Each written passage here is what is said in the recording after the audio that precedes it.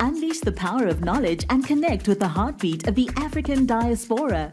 Download our African Diaspora News Channel app now on Google Play and Apple App Store. Stay informed with authentic and diverse perspectives, breaking news, and cultural insights.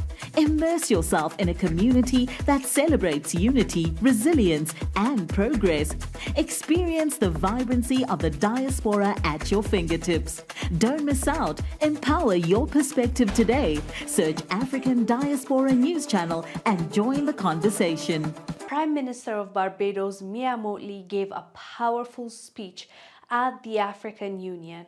Watch this clip, we'll come back and discuss. I stand here clothed in the spirit of the battles of Adwa, conscious that it was that battle within 24 hours that shook the confidence of the powers of Europe, but inspired the people of Africa and the children of the African diaspora that good would prevail over evil and light over darkness, but only in the context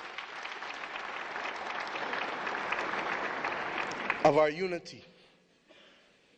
I stand here conscious that it was that battle that forged the beginnings of Pan-Africanism that eventually led to the movement for independence and the destruction of the colonial powers to give us not full development and power, but the first steps of political independence.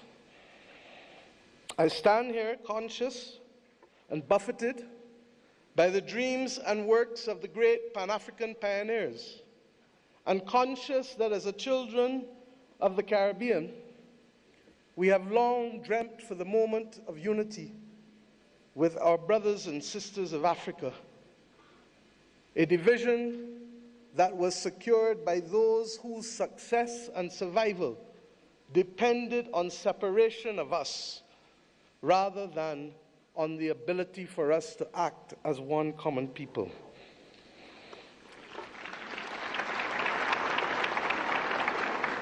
Our relationship, you can say, was embryonic, but regrettably, as long as it has been and as related as we have been, it has been sporadic.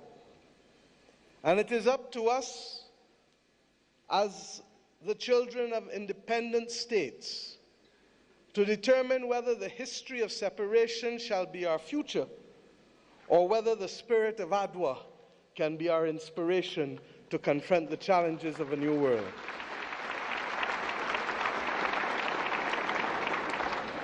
Yes, I stand here as a daughter of Africa.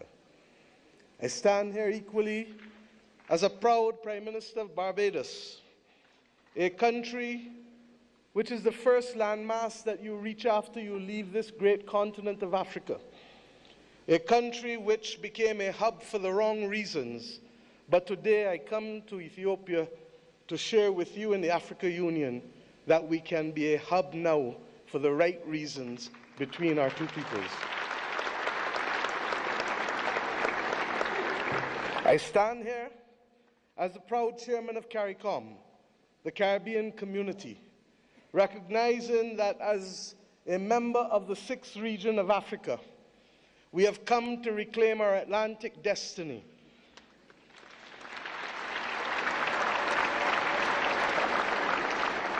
We have come to ensure that the very futures of our people are different and will not once again be determined by a middleman who will ensure that the Middle Passage is one that sees our people at the bottom of the ocean's floor of the Atlantic or in the fields of the plantations of the Caribbean,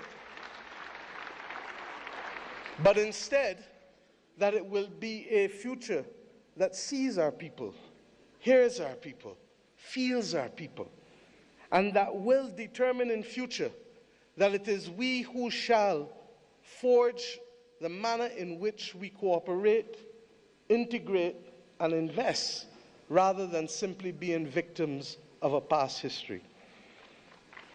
I stand here equally as the chair of the V20, 70 countries across the world that are climate vulnerable, 40% of whom come from this great continent of Africa, recognizing that it is only through unity that we can confront the existential crisis of our generation, that of the climate crisis. The Secretary General of the United Nations has already laid out, ably so, many of the iniquities that we continue to face in spite of political independence.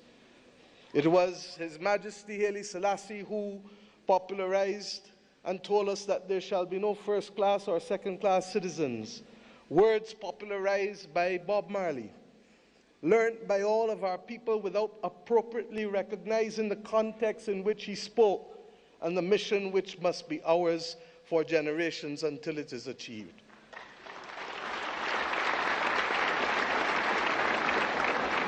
He told us that there would be war if there were first-class and second-class citizens. He told us that there would be war if the color of our skin was more significant than the color of our eyes. And we see here in the continent the continued descent into conflicts, born out of ethnicity differences, born out of a mad grab for resources, not invariably for our own benefit, but for the benefit of others who seek to use our people as pawns in the determination of their own future. But we stand here as proud people, and we have enough among ourselves to know the difference between right and wrong, and to forge a future that is not for a few, but for the many. Indeed, as the world confronts the climate crisis, it is the poorest of the poor who remain the most vulnerable to floods and droughts and hurricanes.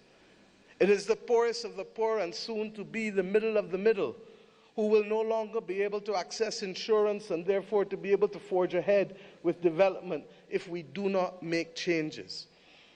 We have examples of a partnership that have worked for us, not just from the spirit of Adwa and the conquest and the rise of the Pan-Africanist movement in our history, but within recent times. We all know Prime Minister Mottley is good with words, and we love her for it, but also we love her for standing on business, and we love her for the Pan-African spirit that she shows. She has done so much for her country ever since she became a Prime Minister, as well as she has been advocating unity between the Caribbean and Africa, and that's something that we appreciate. One of my favorite things that she said during this speech is that she called herself Daughter of Africa. And this is something beautiful to hear coming from a Prime Minister of Barbados. Like, it just shows you how she sees herself and how she connects with the continent of Africa and its people.